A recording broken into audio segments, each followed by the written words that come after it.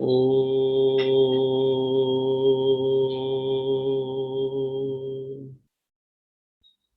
शांति।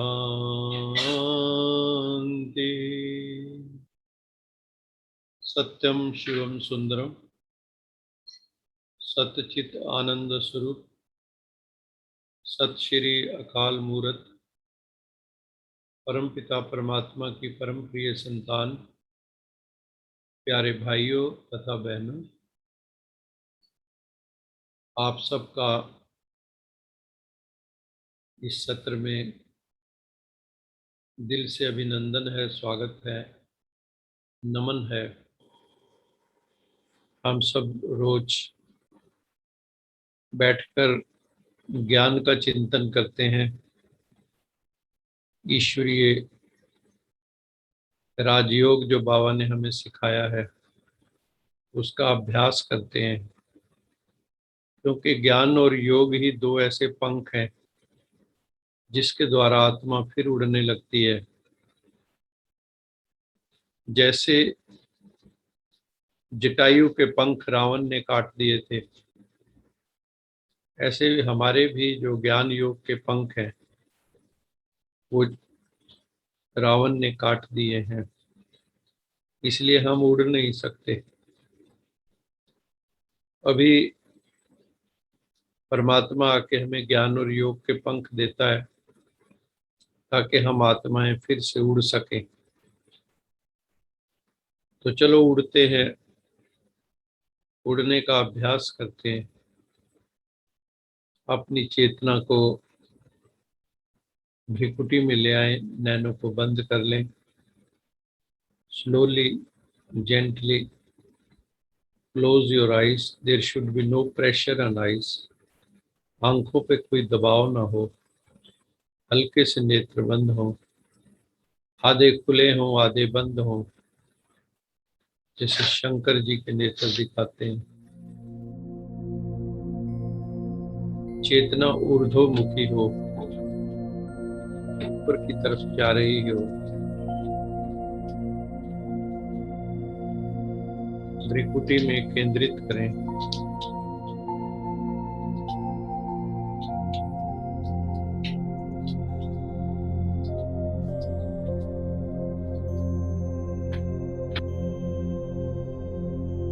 मैं आत्मा भ्रिकुटी में उपस्थित हूँ।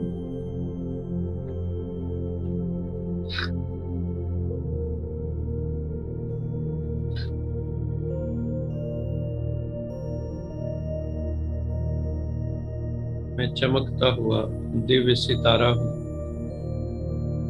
अपने आप में आइए। मैं शरीर नहीं हूँ, मैं देह नहीं हूँ, मैं रथ नहीं हूँ, मैं रथी हूँ, सारथी। आत्मा निकल जाए तो अरथी।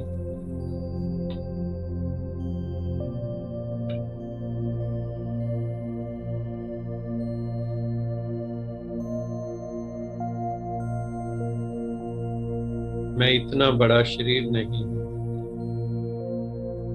मैं अणु रूप, अणु से भी सूक्ष्म आत्मा हूँ, एटम से भी सूक्ष्म आत्मा हूँ।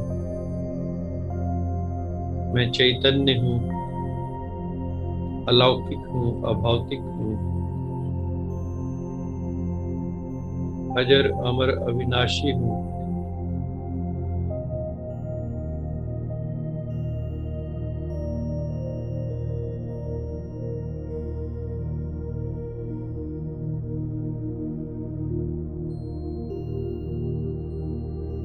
पांच तत्वों से परे हूँ।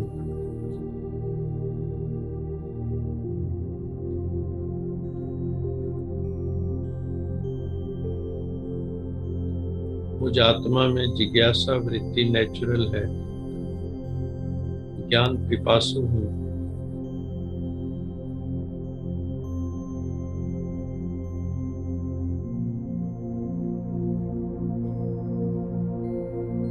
सच्चा सच्चा जिज्ञासु हूँ, साधक हूँ, मैं आत्मा साधक हूँ, शरीर रूपी साधन द्वारा साधना कर रहा हूँ ताकि साध्य की प्राप्ति हो सके। मेरा साध्य है संपूर्ण पवित्रता। मेरा साध्य है संपूर्ण पवित्र परमेश्वर, सत्यम शिवम सुंदरम।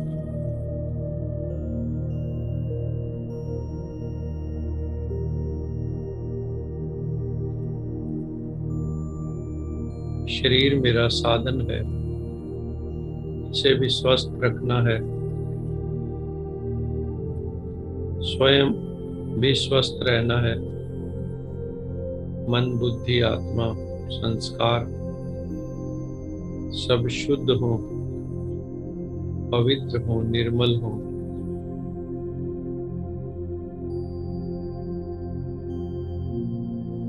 निर्विकारी हो।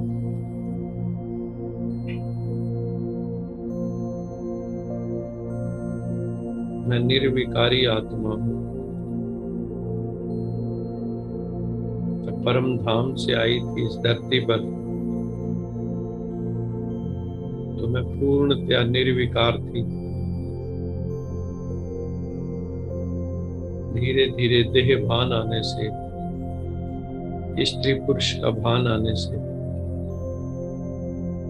मैं विकारी बन गई। अभी हमें देह भान से ऊपर उठना है, आत्म अभिमानी बनना है, सोल कॉन्शियस बनना है। तो हम निर्विकारी बन जाए। यही विधि है। देह सहित देह के सब संबंधों को भूल अपने को आत्मा समझ दिल व जान से पूर्ण प्रेम से प्रभु पिता शिव बाबा को याद करना, यही हमारा लक्ष्य है। इसी से आत्मा के विकार भस्म होंगे और आत्मा पवित्र बन जाएगी। देह भान से ऊपर उठना है। मैं देह नहीं, मैं देही, मैं आत्मा हूँ। परम पिता परमात्मा की संतान हूँ, जो सत्यम शिवम सुंदरम है, जो ज्ञान का सागर है, प्रेम का सागर है, सुख का सागर है, जो दुख हरता सुख करता है। धर्म ग्लानि के समय इस धरा पर अवतरित होता है, प्रकृति का आधार लेकर आता है।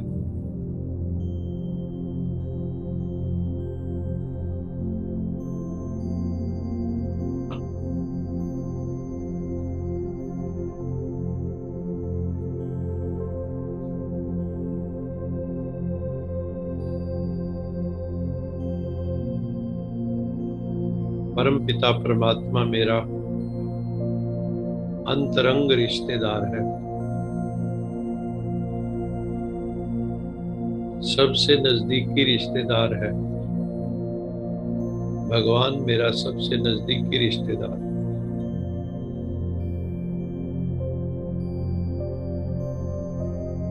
He is the closest relative। उससे नजदीक कोई रिश्तेदार नहीं।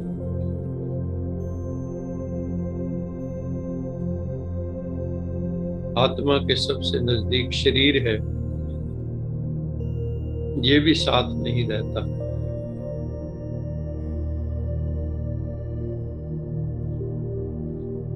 आत्मा जन्म जन्मांतर परम पिता परमात्मा को याद करती। हम सब की यात्रा मूल की तरफ है, मूल वतन की तरफ है, मौलिक स्वरूप की तरफ है।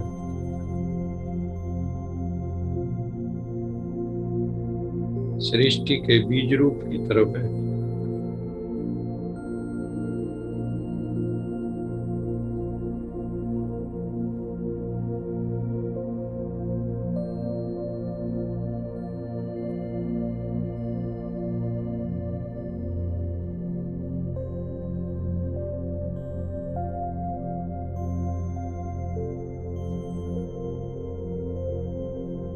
मैं शांत स्वरूप आत्मा हूं। मैं शांत स्वरूप आत्मा हूं। Relax yourself completely. अपने को रिलैक्स कर दें। कहीं कोई टेंशन नहीं, कहीं कोई खिंचाव नहीं, दबाव नहीं। टोटली रिलैक्स्ड, तन भी रिलैक्स्ड, मन भी रिलैक्स्ड। शरीर की सभी मांसपेशियां भी रिलैक्स, शरीर की सभी नर्व्स भी रिलैक्स, शरीर के हर एक अंग को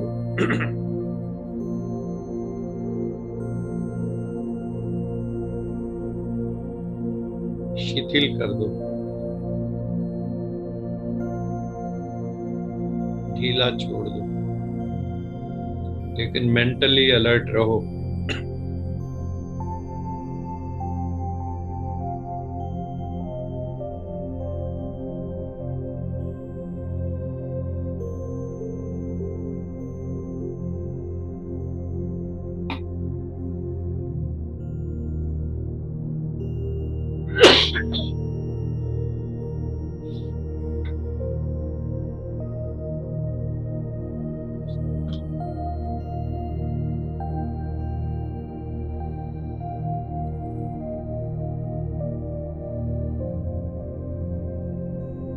एक भाव और रखेंगे थोड़ी देर के लिए।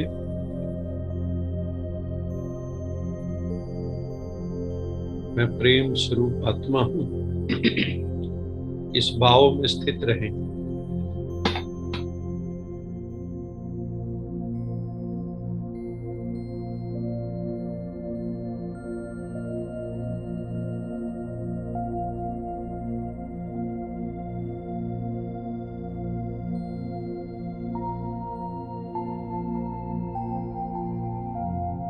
सारी मानवता के लिए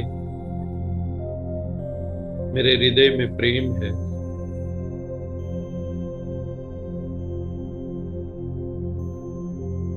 सभी आत्माओं के लिए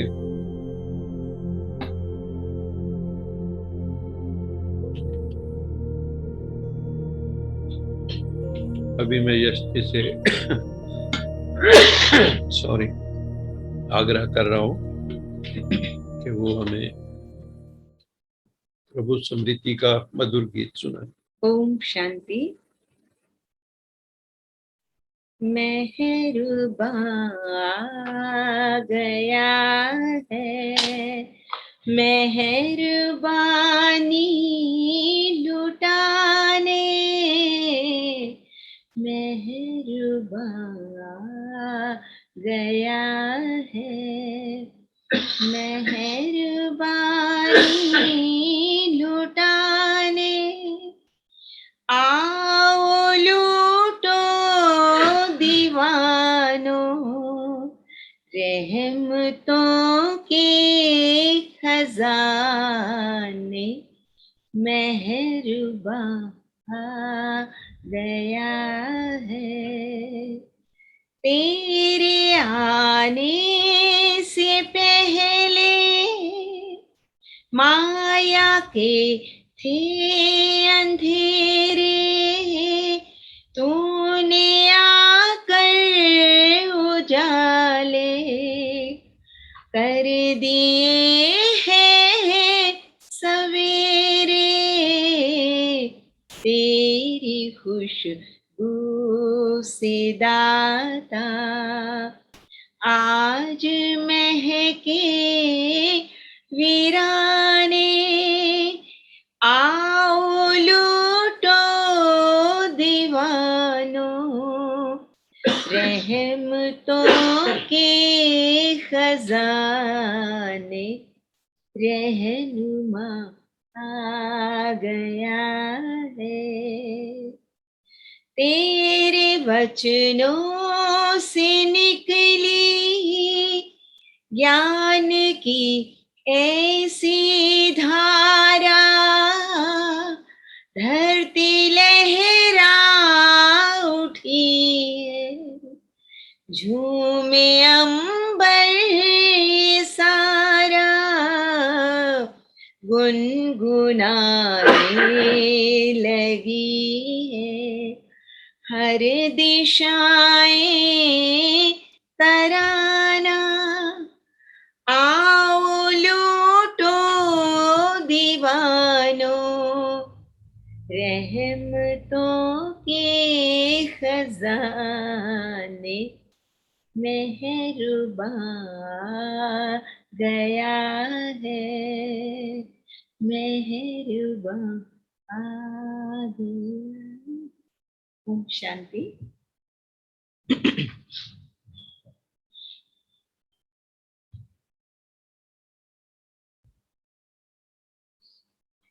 मेहरबान आ गया है मेहरबानी लुटाने, आओ लूटो दीवानों रहमतों के खजाने। तो हम सब दीवाने हैं, परवाने हैं, मस्ताने हैं, परम पिता परमात्मा की याद में मस्त रहते हैं, व्यस्त रहते हैं, खुश रहते हैं, मौज में रहते हैं। दुनिया तो देखो चलती रहनी है, इस दुनिया को किसी ने रोक नहीं सकते हम, क्योंकि इसका नाम ही है संसार। संसार का मतलब क्या होता है? संसरति इति संसारः, जो सरकता रहता है, जो हर क्षण टिक टिक टिक टिक करके आगे बढ़ रहा है। ये जो क्षण इस वक्त हम जी रहे हैं, ये क्षण हमारी जिंदगी में दोबारा नहीं आई। हमें ये देखना है कि मैं जो क्षण बिता रहा हूं, ये वक्त मेरा कैसे गुजर रहा है। कईयों का वक्त बड़ी पीड़ा में गुजर रहा है। हम सब तो सौभाग्यशाली आत्माएं, जिनका वक्त प्रभु चिंतन में गुजर रहा है, आत्म चिंतन में गुजर रहा है, स्व चिंतन में, स्वाध्याय में गुजर रहा है। We are all very lucky souls. अपने को अगर तो इतना ही समझना शुरू करें रोज, क्या ये मैं लकी सोल, भगवान ने मुझे सब कुछ दिया है, जो दिया है उसको काउंट करो, जो नहीं है उसको काउंट नहीं करो, तो आप देखेंगे कि आपकी योग्यता से अधिक ही मिला है। तो इसलिए हर वक्त उसके गुण गाते रहो, मौज मनाते रहो, अपने आप को भी लो एस्टीम में मत ले जाओ, लो कॉन्फिडेंस में मत ले जाओ, हीन भावनाग्रस्त मत करो। 24 घंटे की बात याद रखो, मैं कौन, मैं किसका,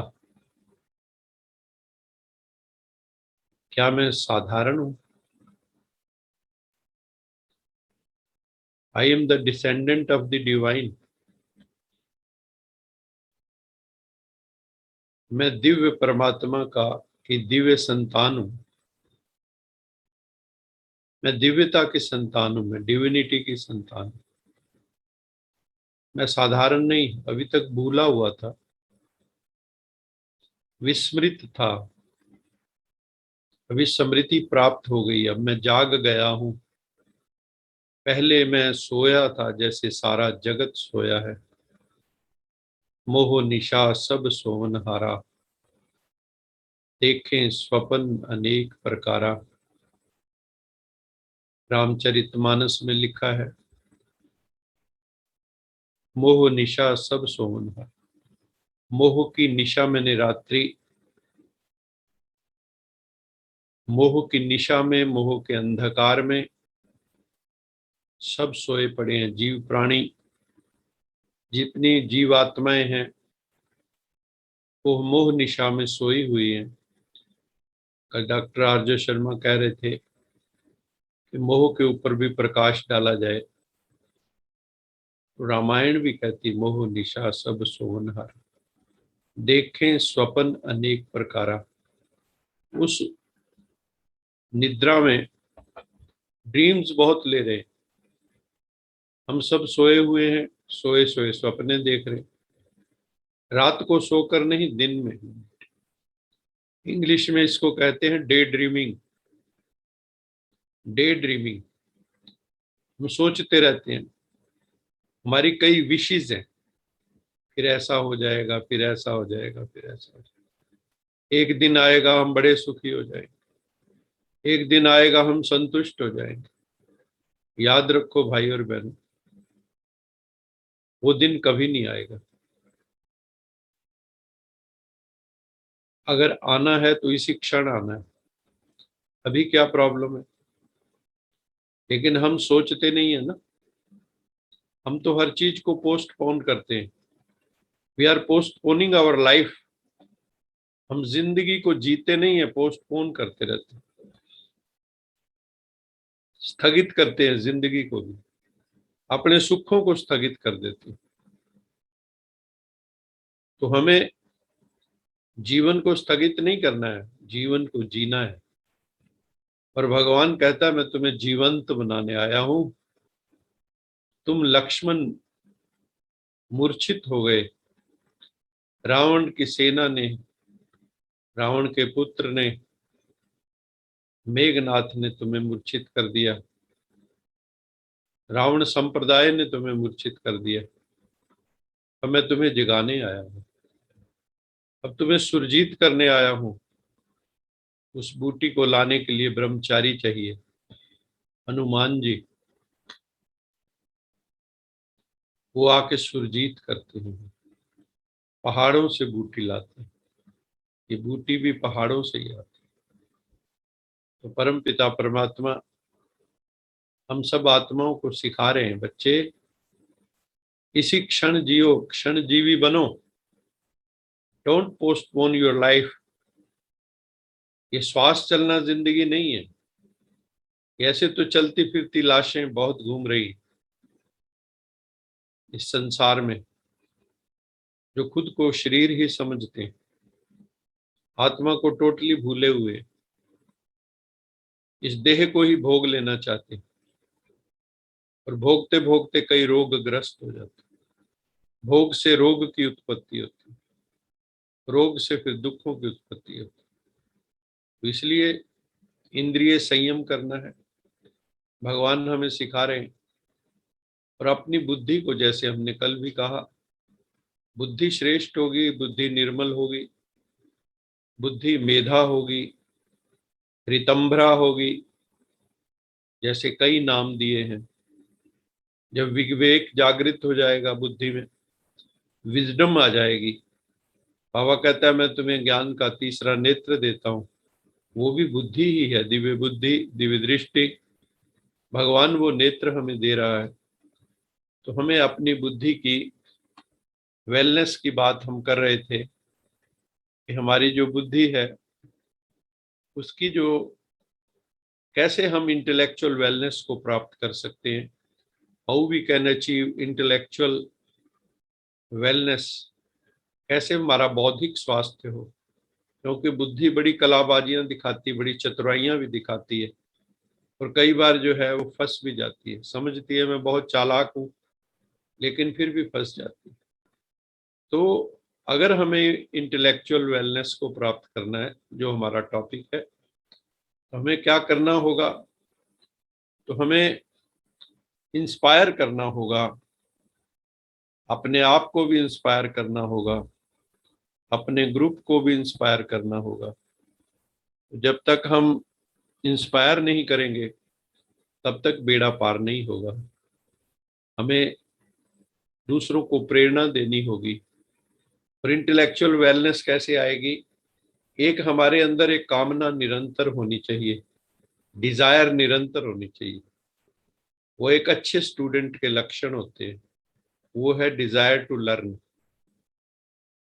हर वक्त सीखते रहना है। जो सीखता है वो एवर यूथफुल रहता है। जो सीखना बंद कर देते हैं वो बूढ़े हो जाते हैं। इसलिए we should have desire to learn और we should have desire to explore. जैसे इतना बड़ा ब्रह्मांड है, इतनी बड़ी सृष्टि है, वैज्ञानिक क्या कर रहे हैं? एक्सप्लोरेशन स्टडीज कर रहे हैं। ये क्या है, ये क्या है, कुदरत के फिनोमिना है कई, उसको समझने की कोशिश कर रहे हैं। पहले समझते थे सूरज पृथ्वी के गिर्द घूमता है, अभी पता लगा कि पृथ्वी सूरज के गिर्द घूमती। ये सब एक्सप्लोरेशन से ही आया है। तो हमें बुद्धि जिनके पास है, इंटेलेक्चुअल वेलनेस, एक्सप्लोरेशन भी वो करते हैं ताकि उनका जो बुद्धि है वो एक्सपेंशन में जाए, विस्तार में जाए।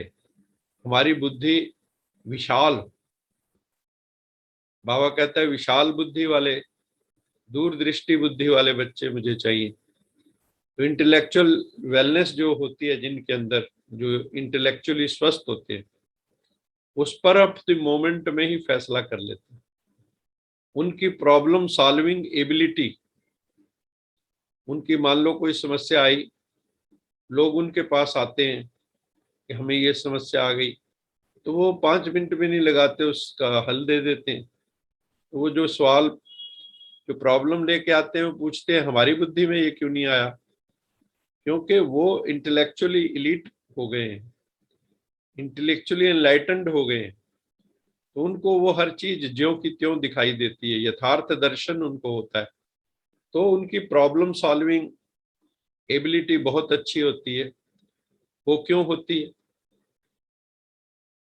क्योंकि उनकी विवेक दृष्टि, उनकी डिसीजन मेकिंग बहुत स्ट्रांग होती है।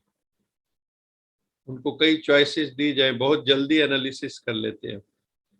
और कुछ उनकी इंट्यूशन काम करती है, मेडिटेटिव है ना, जो मेडिटेटिव है तो उनकी इंट्यूटिव कैपेबिलिटी जो है, इंट्यूशन फैकल्टी, वो भी बड़ी स्ट्रांग होती है। तो डिसीजन मेकिंग बहुत इजी हो जाती है, क्योंकि उनको भविष्य दिखाई देने लगता है।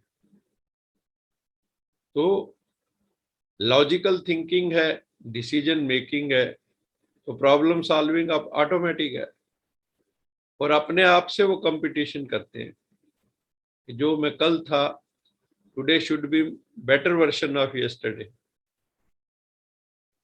मैं आज इम्प्रोवाइज्ड वर्जन हूँ कल वाले से। और वो सबके सहयोगी होते हैं।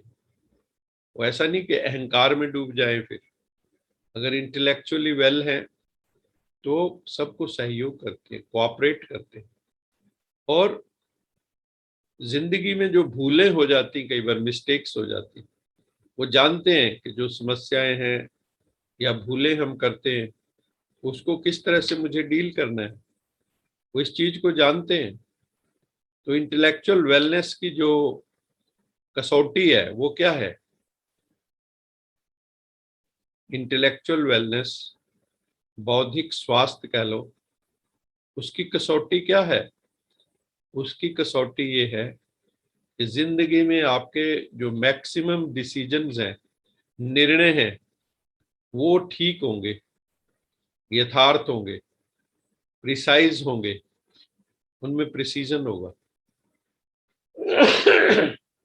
तो इसलिए हमें इंटेलेक्चुअली साउंड बनना है और हमारे भीतर जो टैलेंट है, जो स्किल्स हैं, उनको डेवलप भी करना है।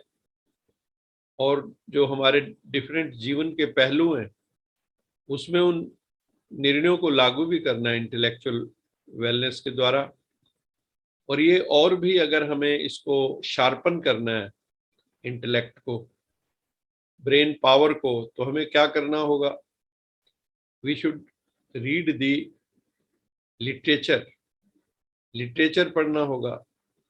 और एक और भी चीज अगर हम कर पाए, वो है we must improve our memory vocabulary also, memory vocabulary, ताकि हमारी जो एनालिटिकल, जो कम्युनिकेशन स्किल्स हैं, ये अच्छी हो सके। क्योंकि हम जानते हैं कि हमारे पास जो है बुद्धि जो है वो बिल्कुल, बुद्धि के बारे में क्या कहा गया है, ये एनालिटिकल फैकल्टी है। हर चीज को खंड खंड में देखती है, तोड़ के देखती है, विश्लेषणात्मक है ये संश्लेषणात्मक नहीं है, सिंथेटिक नहीं, ये एनालिटिकल है। और जो हमारा कहते हैं दिल और दिमाग दो चीजें बताई गई हैं। तो जो दिल है वो भावनाओं से भरा होता है, और कई बार दिल में ऐसी भावनाएं इतनी अधिक होती हैं कि हम दिल की भावनाओं से, बुद्धि भी जो पीछे रह जाती है। जब हम समझ रहे होते हैं दिस इज रॉन्ग, हमने देखा है यूथ के अंदर कई वो बच्चे कहते हैं मुझे पता है ये गलत है, लेकिन फिर भी प्रेम पाश के अंदर वो पड़ जाते हैं और बाद में रोना भी पड़ता है। तो दिल के पीछे कई बार हम भावनाओं के लग जाते हैं। इंटेलेक्ट जो है अगर डिवाइन है तो हमें प्रॉपर गाइड कर देती है। और वास्तव में तो जो सच्चा स्पिरिचुअल व्यक्ति है वो मन बुद्धि आत्मा सब में एक समन्वय स्थापित करता है, एक बैलेंस स्थापित करता है। तो वो हमें अपने जिंदगी में करना होगा। तो हमारे भीतर क्या होगा, क्रिएटिविटी डेवलप हो जाएगी। हम किसी चीज को नॉवल ढंग से करने चाहेंगे, नए नए नए तरीके, इनोवेटिव वे। बुद्धि अगर हमारी बढ़िया है, आप देखो ना दुनिया के अंदर आजकल क्या हो रहा है, रोज नए वर्जन्स निकल रहे हैं मोबाइल्स के, रेट भी बढ़ते जा रहे हैं। आप लैपटॉप देखो, आप वॉशिंग मशीन देखो, आप डिश वॉशर देखो, जितनी भी मशीनें हैं, साइंस के जितने इंस्ट्रूमेंट हैं, रोज इम्प्रोवाइज्ड वर्जन आ रहे हैं। How it is happening, it is happening through creativity. लोग जो हैं कैसे क्रिएट करते हैं, दे कंबाइन डिफरेंट आइडियाज। और ये ability to combine different ideas सबके अंदर नहीं होती है। इसी को कई लोग लेटरल थिंकिंग भी कहते हैं, आउट ऑफ बॉक्स थिंकिंग भी कह देते हैं, कई इसको डाइवर्जेंट थिंकिंग भी कहते हैं कि you are seeing an object from a different angle. Divergence है वहां, डाइवर्जेंस ऑफ व्यूज है, डाइवर्जेंस ऑफ ओपिनियंस है, डाइवर्जेंस ऑफ आइडियाज है। तो इसलिए किसी भी कंपनी है या ऑर्गेनाइजेशन है, चाहे धार्मिक है चाहे कारपोरेट है, उनकी सक्सेस किस चीज पे डिपेंड करती है कि वहाँ के जो इनमेट्स हैं, जो एम्प्लॉयज हैं, या वहाँ के जो पार्टिसिपेंट हैं वहाँ के, उनकी, और जो उनका मैनेजर है, जो उनका चीफ, उनमें क्रिएटिविटी हो तो वो ऑर्गेनाइजेशन बहुत आगे बढ़ जाती है। क्योंकि ये दुनिया ओल्ड को स्वीकार नहीं करती है, हमें ओल्ड इश्यूज को भी नए ढंग से सॉल्व करना होता है। क्योंकि अब टेक्नोलॉजी बहुत बढ़ गई है, तो इंडिविजुअल की प्रॉब्लम, फैमिली की प्रॉब्लम, ऑर्गेनाइजेशन की प्रॉब्लम हम नए नए तरीकों से अब हल करने लगे। तो ये जो है हमारी एबिलिटी डेवलप होनी चाहिए, और हमें एक होलिस्टिक दृष्टि से भी देखना आना चाहिए, जिसको समग्र दृष्टि हिंदी में कहते हैं, होलिस्टिक दृष्टि कहते हैं, सिंथेटिक दृष्टि कहते हैं, संश्लेषणात्मक हो, वो हमें अपनी बुद्धि डेवलप करनी है। और यदि हम सब इंटेलेक्चुअल, इमोशनल, स्पिरिचुअल एस्पेक्ट्स का बैलेंस बना सकें तो नथिंग लाइक इट, इससे ऊपर कोई बात नहीं है। जो स्वामी राम तीर्थ थे, जो मैथमेटिक्स के प्रोफेसर थे, बहुत बुद्धिमान थे, उनकी मैथ की पजल्स को सॉल्व करने की एबिलिटी पीक पे थी। जब वो संत हो गए तो उन्होंने एक लाइन लिखी थी, हम मरीजे अकल थे, मस्ती ने अच्छा कर दिया। हम मरीजे अकल थे, मस्ती ने अच्छा कर दिया। हम बुद्धि के मरीज थे, हर वक्त बुद्धिजीवियों वाली बात करते रहते थे। लेकिन जब से परमात्मा का ज्ञान मिला है, जब से परमात्मा का स्पर्श हुआ है, जब का पारसनाथ थे स्पर्श हुआ है, तब से बस मस्ती चढ़ गई है।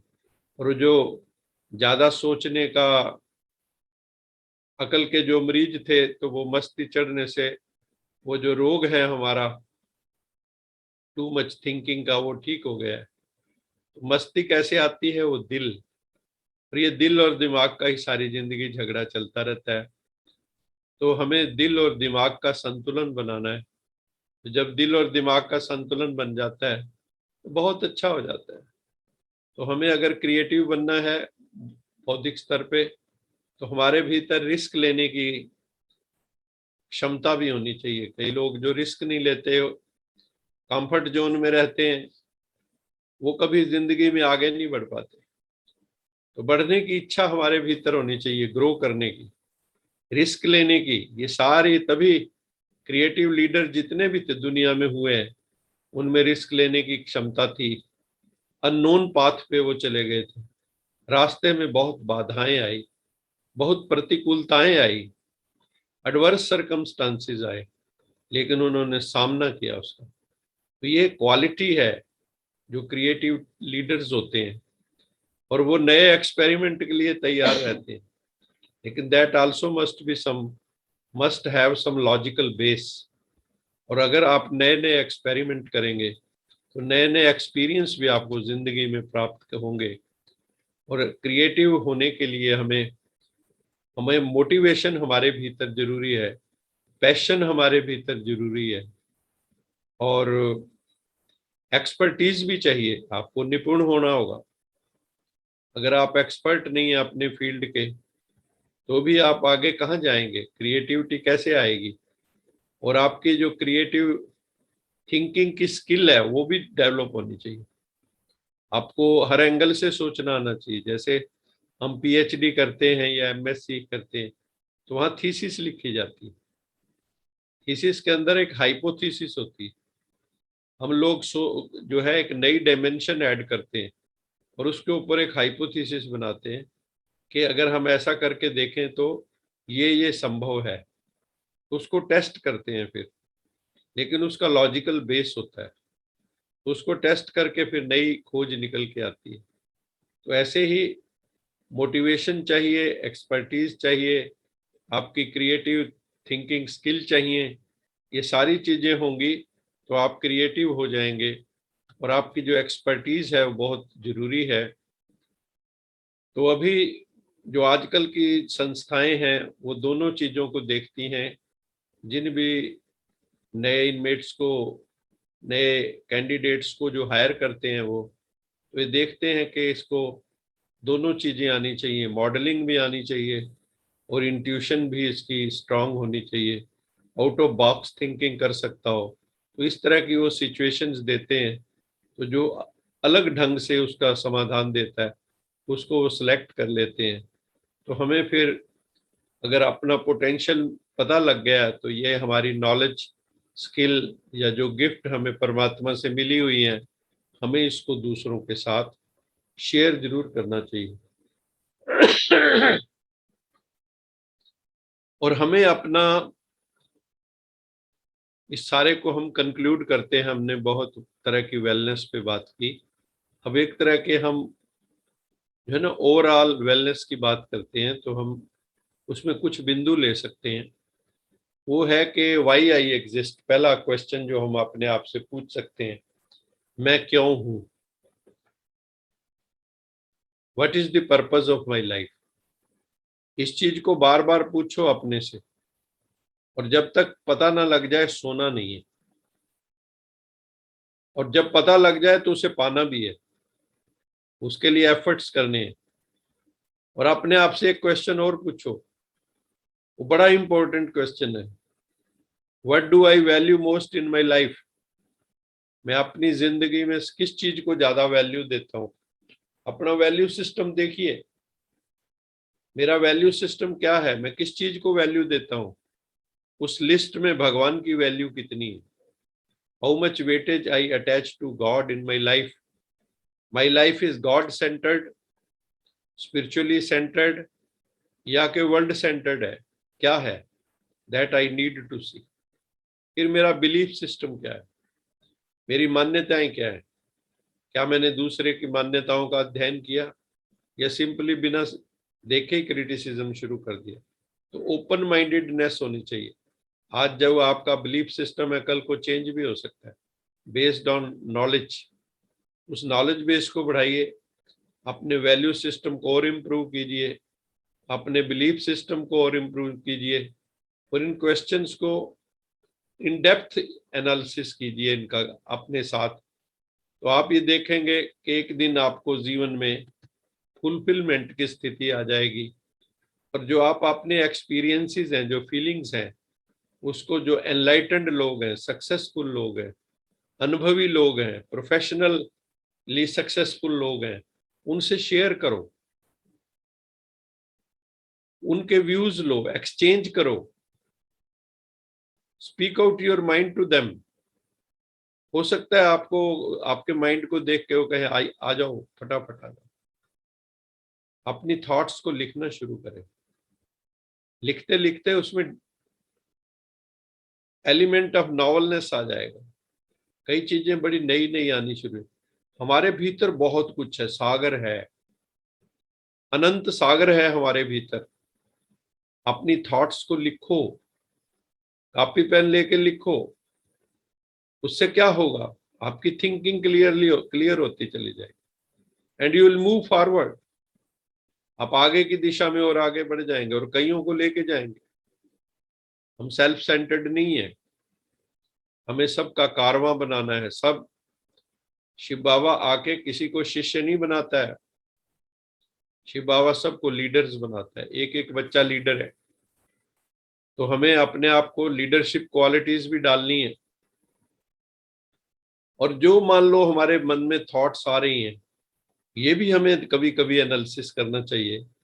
What are the reasons of my thoughts, ये जो थॉट्स हैं, दीज थॉट्स के रीजंस क्या है। मान लो आपको कोई हर्ट हुआ है, किसी ने कुछ कोई ऐसी बात कह दी और आप उसको संभाले बैठे हैं सदियों तक। उसका कारण देखो कि क्यों नहीं मैं उसको छोड़ पा रहा हूं। अपने फियर्स देखो, उसको एनालाइज करो।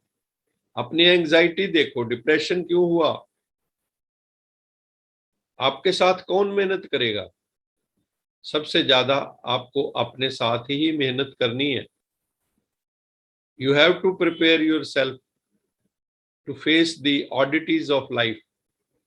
जिंदगी की जो ऑडिटीज हैं, उनको आपने, जो एडवर्स सर्कमस्टांसेस हैं, उनको आपने जो है झेलना है, खुद ही झेलना है। और कोई तरीका नहीं है, आपको खुद ही फेस करना होगा।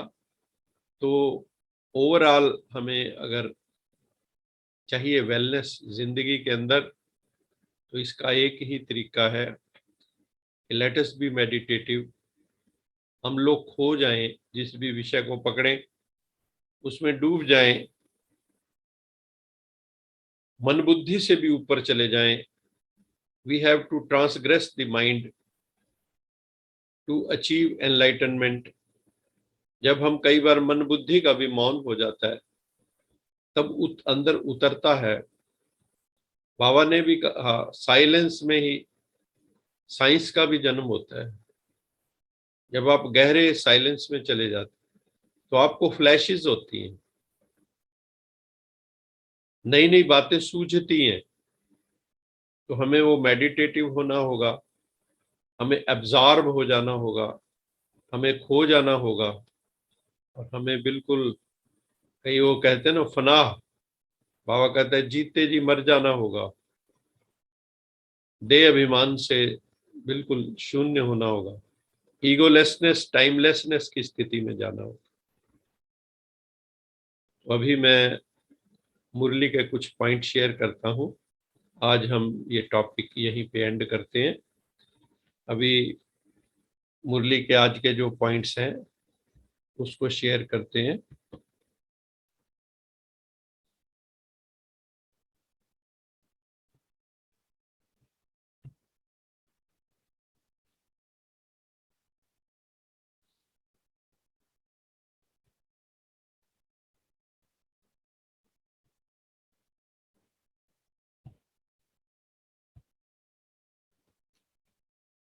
आज की मुरली के पॉइंट्स हैं।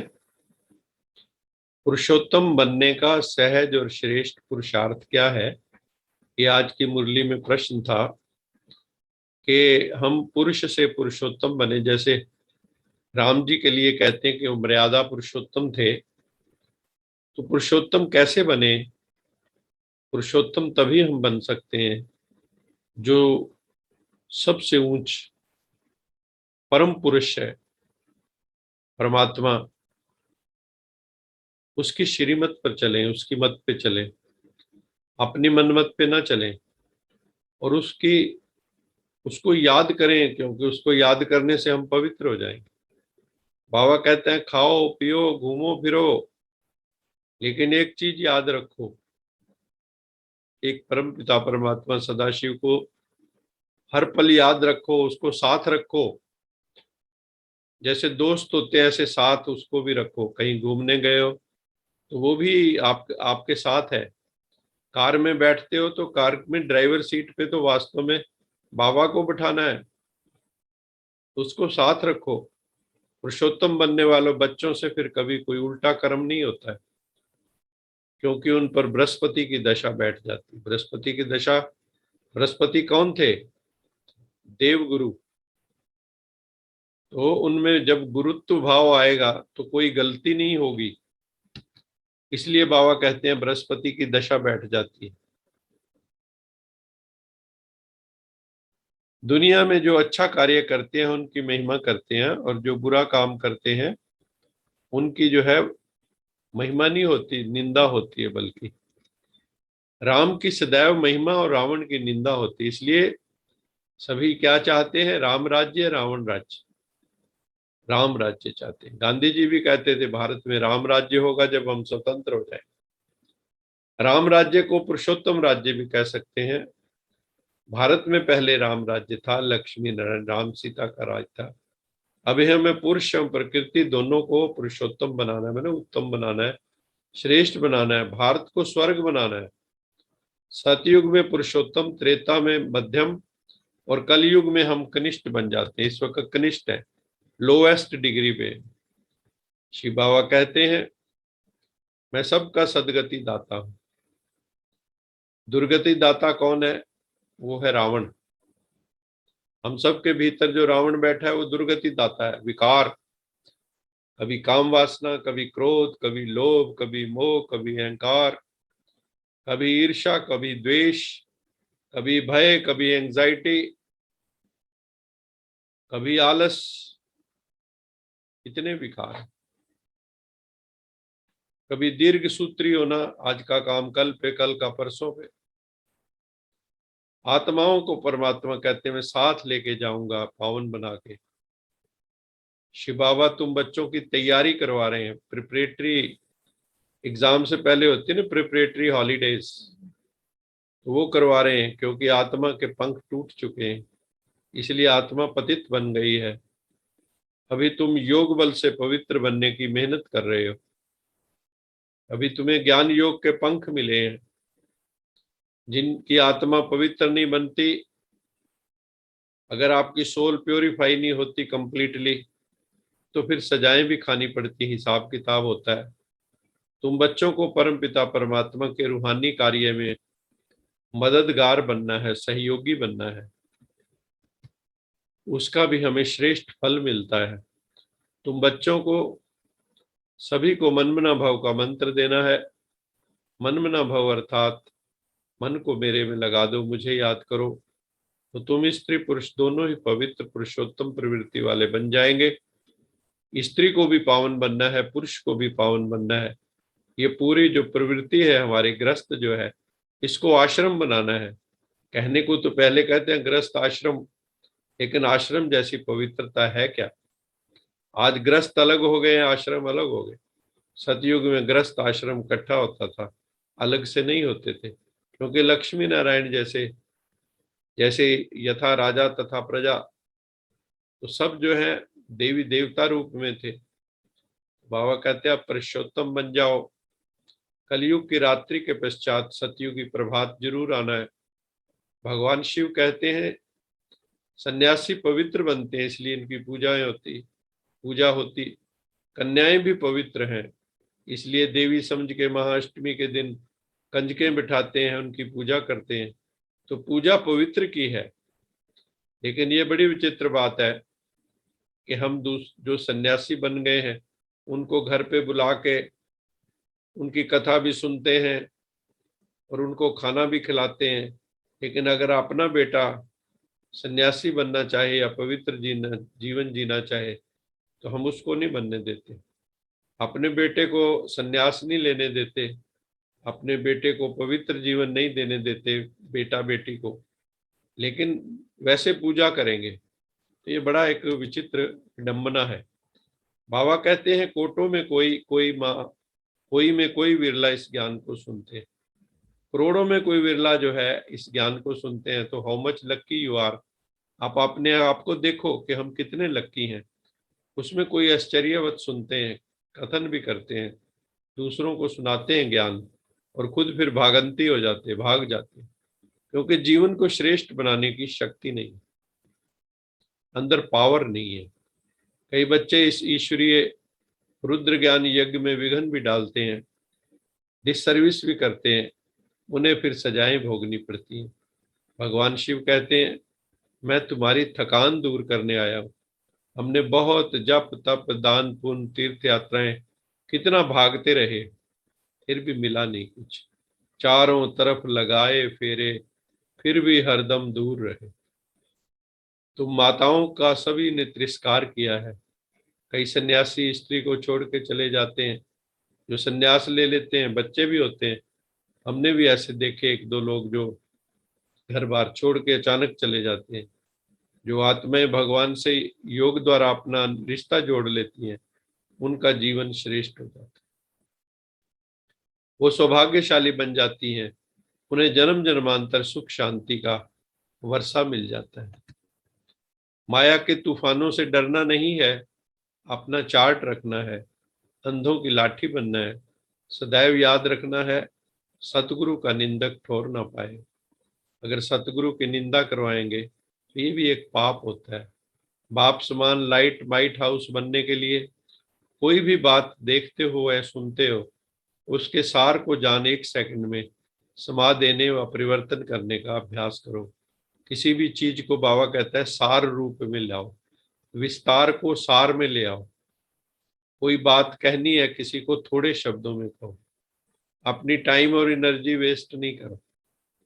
क्यों क्या के विस्तार में ना जाओ, क्योंकि किसी भी बात के विस्तार में जाने से समय भी वेस्ट होगा और शक्ति भी व्यर्थ जाती है। विस्तार को समाकर सार में स्थित होने का अभ्यास करो। इससे अन्य आत्माओं को भी एक सेकंड में सारे ज्ञान का सार अनुभव करा सकेंगे। अभी हमें बस व्यर्थ की थिंकिंग, व्यर्थ के बोल, व्यर्थ के कर्म, नेगेटिव कर्म, नकारात्मक कर्म सब छोड़ने। बाबा कहता है फिर सार रूप में स्थित हो जाओ, बस मैं और मेरा बाबा, दूसरों न को तीसरों न को। स्लोगन है अपनी वृत्ति को पावरफुल बनाओ तो सेवा में वृद्धि स्वतः हो जाएगी। जब हमारी वृत्ति श्रेष्ठ होगी, हमारा एटीट्यूड श्रेष्ठ होगा, पावरफुल होगा, तो जो जिनसे आप बात करेंगे, जिनको ज्ञान सुनाएंगे, उनके जीवन में भी परिवर्तन हो जाएगा। तो ये थी आज की मुरली के पॉइंट। अभी हम एक आधा प्रश्न ले सकते हैं। अभी जो हमने कुछ दिनों से intellectual wellness, emotional wellness, spiritual wellness, physical wellness, सारी वेलनेस की हमने बात की है, उसके ऊपर किसी का प्रश्न हो वो पूछ सकते हैं, और वैसे किसी का कोई प्रश्न हो वो पूछ सकते हैं। एक प्रश्न आज ले सकते हैं।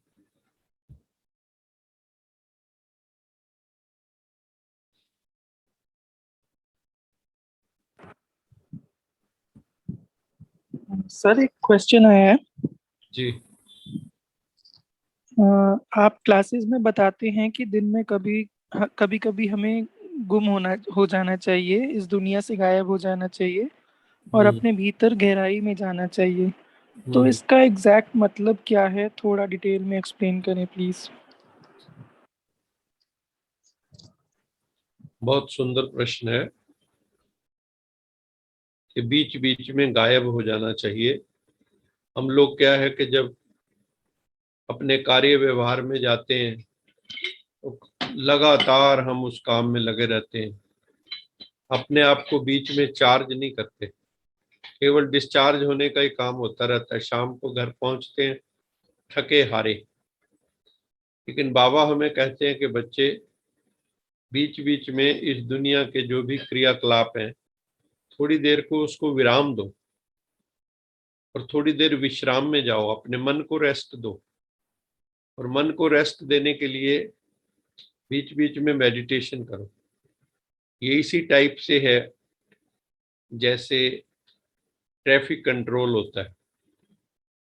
हम जानते हैं ना ट्रैफिक कंट्रोल कैसे होता है। कार 120 की स्पीड पे जा रही, 100 की स्पीड पे जा रही, लाल बत्ती आ जाती, वहां पे आपको 3 मिनट रुकना है। इसी तरह आपकी स्पीड भी कामों में बहुत है, दुनियावी कामों में बहुत लगे पड़े, और फिर उसमें बीच में अगर परमपिता परमात्मा की लाल बत्ती आ जाए तो वहां पे भी हम अपने संकल्पों को रोक के थोड़ी देर के लिए अंतर्मुखी हो सकते हैं, अपने आप को चार्ज कर सकते हैं। हमें ऐसा अभ्यास हो जाना चाहिए कि हम बीच बीच में गायब हो जाएं, बीच बीच में अपनी आत्मा रूपी बैटरी को चार्ज कर लें। और उसकी विधि हम सब रोज बताते ही हैं कि जिनको बहुत अभ्यास हो जाता है वो परम धाम चले जाते हैं 1 सेकंड में। 5 से 10 मिनट अगर हम बीच बीच में गैप ले लें, परम धाम चले जाएं, सूक्ष्म वतन चले जाएं, अपनी सूक्ष्म स्थिति में चले जाएं, आत्म बोध में चले जाएं, आत्म स्वरूप में स्थित हो जाएं, तो क्या होगा? इंद्रियों से हम अंतर्मुखी हो गए। इंद्रियां बाह्य मुखी हैं। इंद्रियां बाह्य मुखी होने के कारण बाहर का जगत हमें दिखाती।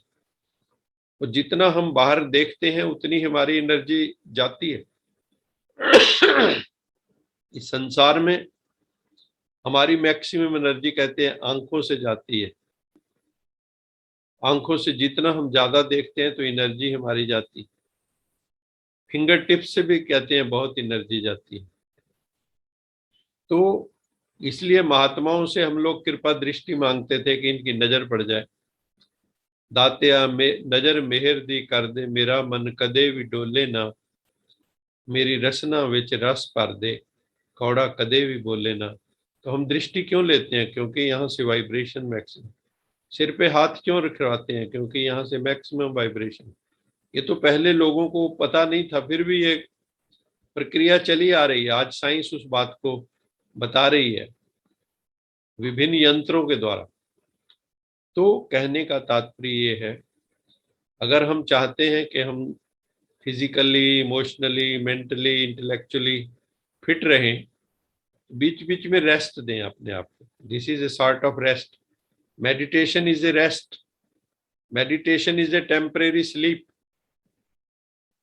तो आप थोड़ी देर के लिए कॉन्शियस स्लीप में चले जाते हैं, away from the humbug of this world. ये जो दुनिया का हम ड्रम है, हम हम्बग है, इससे हम पीछे चले, ऊपर चले जाते हैं।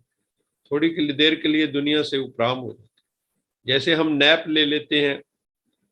मुझे याद है जब हम पीएचडी कर रहे थे तो घर में लंच करने आते थे तो 15 मिनट की नैप लेते थे। और इतनी, समझो एक तरह से मेंटल ट्रेनिंग हो गई थी कि 15 मिनट बाद अपने आप ही आंख खुल जाती। और 15 मिनट नींद भी बहुत अच्छी आ जाती थी, नैप, झपकी। तो ये भी एक झपकी है, आध्यात्मिक झपकी इज मेडिटेशन। तो हम उस झपकी में चले जाएं और परमात्मा की जप्फी का अनुभव कर लें तो मौज आ जाएगी। जादुई जप्फी है वो। तो थोड़ी थोड़ी देर में अगर हम बीच बीच में अपने अपने क्रियाकलाप के हिसाब से अगर परमात्मा से कनेक्ट हो जाते हैं बार बार, तो आप चार्ज रहते हैं, आप थकते नहीं हो। आपको रात को उतनी नींद की जरूरत नहीं है जितनी आम लोग सोते हैं। इफ यू आर चार्ज्ड तो आपकी नींद कम हो जाती है। गीता में भी है कोई, हे नींद को जीतने वाले अर्जुन, गुडाकेश शायद शब्द आया, तो नींद को जीत ले जो। तो हमें भी मेडिटेशन के द्वारा वो फिर नींद हम जीत लेते हैं। अगर आपको मान लो रात को 4 घंटे नींद मिली तो भी आप अगले दिन टोटली फ्रेश हैं, 2 घंटे कभी मिली तो भी फ्रेश है। लेकिन शर्त यह है कि मेडिटेटिव होना पड़ेगा, नहीं तो बहुत बुरी तरह से थकते हैं और फिर अगले दिन सारे दिन सोए ही रहेंगे। अगर रात को नींद पूरी नहीं हुई तो उबासियां लेते रहेंगे। लेकिन हमें ऐसी विधि भगवान ने बताई है, राजयोग की विधि, राजयोग टेक्नोलॉजी, इसके द्वारा हम परम से जुड़ जाते हैं, परम सत्ता से जुड़ जाते हैं। और जब उससे जुड़ जाते हैं तो आनंद का झरना फूट उठता है अंदर, खुशी हो जाती है। ये प्रेम का संबंध है। उद्धव तुम क्या समझोगे, गोपियां कहती हैं, तुम क्या समझोगे, ये प्रेम का संबंध। उद्धव मन न हो तो 10-20, कहते 10-20 मन नहीं होते, हमारा मन तो बस एक परमात्मा से लगा हुआ है, भगवान से जुट गया। तो हमें भी इस तरह से बीच बीच में अपना 5 से 10 मिनट, अगर हम जैसे भी समय हमें मिलता है, हर एक के अपने अपने वो है। बाबा ने तो कहा है अगर 1 घंटे में 3 मिनट भी बैठ जाए तो अपने आप को थोड़ी देर के लिए, मान लो आपका योग नहीं भी लगा लेकिन 3 मिनट आपने रिलैक्स कर लिया, थोड़ी देर आंख बंद करके ही बैठ गए, तो भी आप देखोगे कि जब आप आंख खोलोगे तो उसी काम को एक रिफ्रेश्ड विगर से करोगे। तो इसलिए मैं बीच बीच में कहता हूँ कि बीच बीच में गायब हो जाओ। और जब हम ये गायब होना सीख जाएंगे तो हम फ्रेश रहेंगे, हर वक्त तरोताजा। ये तरोताजा रहने का एक तरीका है। इसमें कोई क्लैरिफिकेशन? नहीं सर, बहुत अच्छे से आपने एक्सप्लेन किया, thank you so much. Thank you. और किसी का कोई प्रश्न हो? चलो, अगर प्रश्न नहीं है सभी अपने दोनों हाथ जोड़ लो। कहते हैं दोनों हाथ जोड़ने का मतलब होता है कि राइट हेमिस्फीयर और लेफ्ट हेमिस्फीयर ब्रेन के जो है उन दोनों को हम मिला देते हैं। तो एक तरफ विवेक है, एक तरफ भावना है। दोनों को, जो हमारा टॉपिक था, उन दोनों को हम जब मिला देते हैं तो इमोशनल इंटेलिजेंस का जन्म होता है। और हमें जिंदगी में इमोशनल इंटेलिजेंस ही चाहिए। तो हम भी लोका समस्ता सुखिनो भवन्तु, सारी दुनिया सुखी हो जाए, सब लोग सुखी हो जाए। लोक सुखी परलोक सुहेले, नानक हर प्रभ आपे मिले।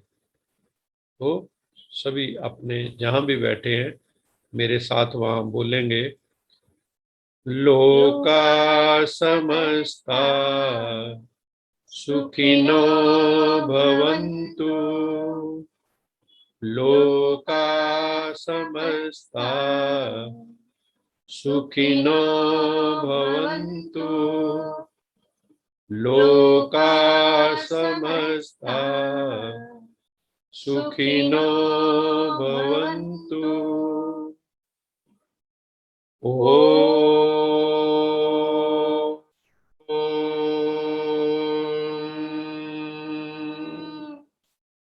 शांति